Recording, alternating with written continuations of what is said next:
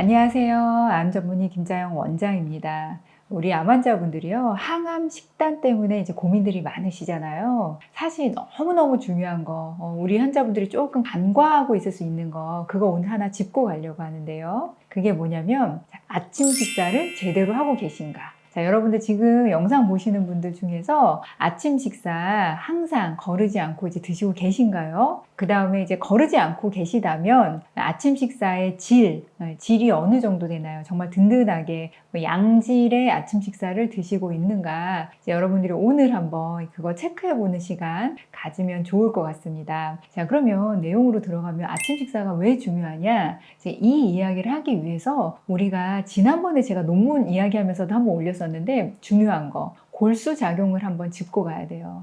우리 몸의 세포 활동이 모든 것이 다 중요하지만 정말 중요한 것 중에 하나가 골수 작용, 골수에서 조혈, 내 피를 만드는 거. 특히 이제 백혈구 중에서도 우리가 항암할 때마다 너무 중요하게 여기는 거 호중구잖아요. 이런 조혈 작용을 하는 골수 작용이 언제 활발하다고 했는지 기억하시나요? 제가 지난 영상에서 오전에 이 활동이 굉장히 활발하다라고 했어요. 오후보다 오전이 우리 몸에서 골수에서 조혈 작용을 하는 내 몸에 피를 만드는 그 작용은 오전이 굉장히 활발하다. 그래서 오전에 항암을 하면 데미지가 크다라고 이제 말씀을 드렸잖아요. 자, 그러면 이 오전에 골수 작용이 활발하다는 거를 어떻게 사실은 우리가 알게 됐냐면요. 연구에서요, 우리 사람들 혈액을요, 오전에 체열해서 검사한 거랑 오후에 체열해서 검사한 거를 비교하는 연구를 해봤어요. 검진센터에서 여자 7,000명, 그 다음에 남자 약 7,000명 대상으로 해서요,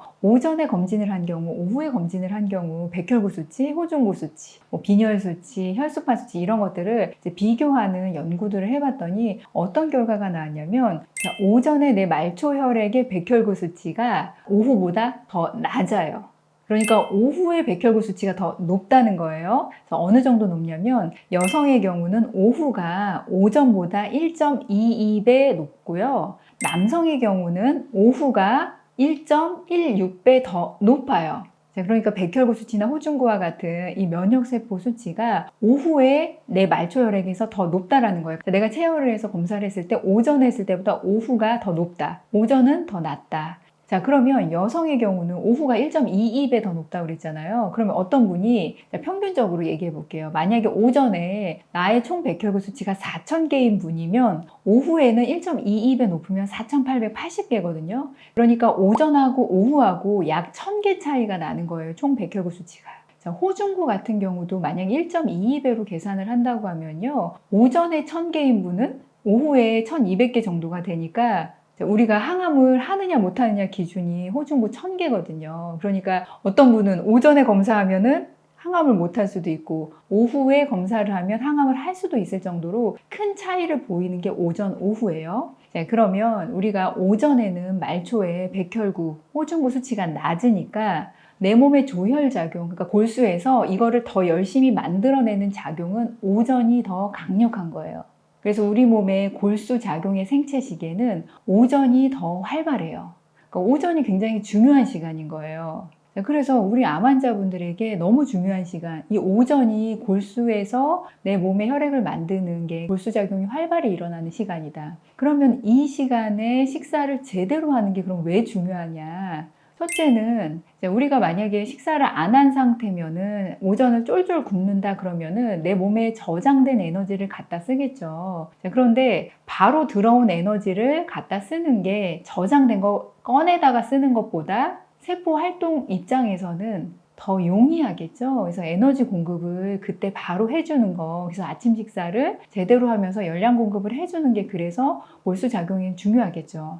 그 다음 두 번째는요. 제가 아침 식사에서 단백질 섭취가 필요하다라고 이제 말씀을 드렸어요. 이 단백질 섭취는 이제 열량 공급도 물론 중요하지만 골수 작용을 할 때, 그러니까 세포가 활동을 해서 무언가를 생산해낼 때 이 단백질이 우리 몸에 들어오는 것 자체가요. 세포 활동을 더 잘하게 해주는 시그널이 돼요.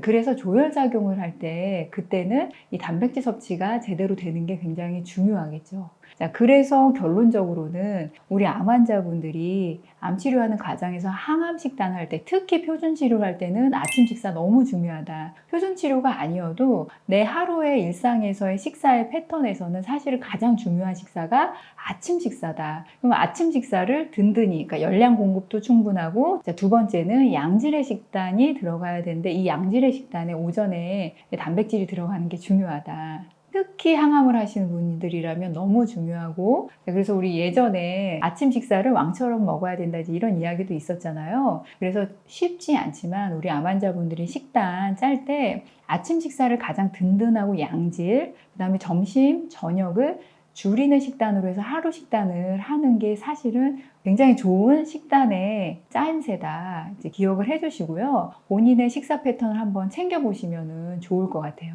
자, 하루에 한 끼를 드시더라도 아침 식사를 꼭 해야 된다. 한번 지금 식사하시는 패턴 점검해 보시고요. 우리 암 치료에 가장 좋은 방식으로 항암 식단 구성하셨으면 좋겠습니다. 우리 암 치료 방법 제대로 알고요. 암 치료 꼭 성공합시다. 암 치유할 수 있습니다. 화이팅!